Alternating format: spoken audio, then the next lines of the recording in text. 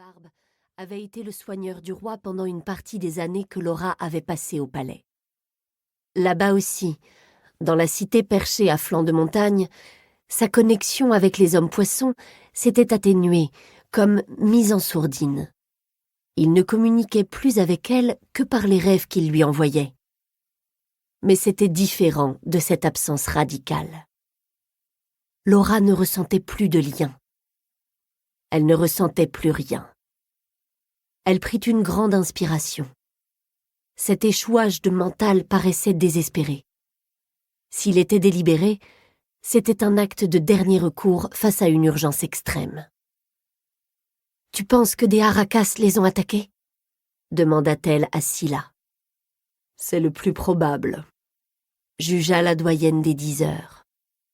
Les hommes-poissons avaient prévenu Laura que les Harakas convoitaient une possession humaine et risquaient de s'en prendre à eux pour l'obtenir.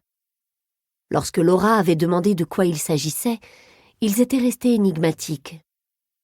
Le don des géants. Ce qu'ils ont offert aux humains. Au fur et à mesure de ses recherches, Laura avait compris qu'il parlait d'un objet lié à la magie des secrets, sans parvenir néanmoins à déterminer sa forme ni sa fonction.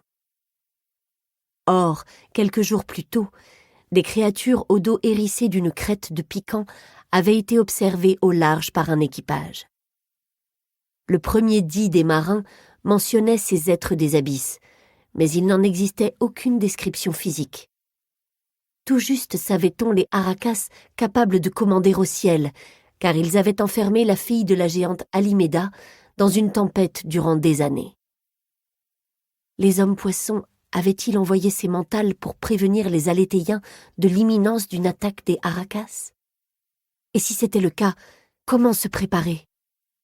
Démunie, Laura s'en voulut de n'avoir pas davantage interrogé les hommes-poissons.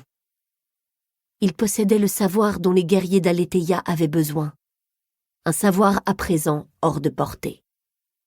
Elle se raccrocha du regard à la silhouette de la géante Alimeda, protectrice du clan des marins, dont la statue se dressait au bout de la jetée. Les lèvres de Laura articulèrent en silence les paroles rituelles, comme une prière. « Puissent nos étraves fendre les flots. Puissent les flots garder nos morts. » « Nous devons informer le roi, » décida Scylla.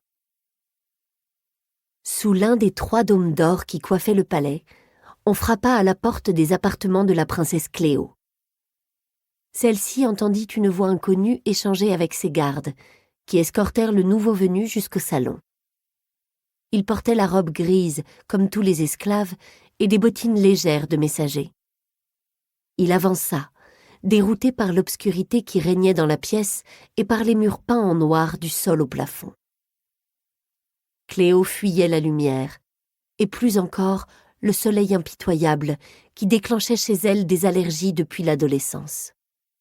L'esclave se reprit. Essuyant ses mains moites sur sa robe grise, il lança.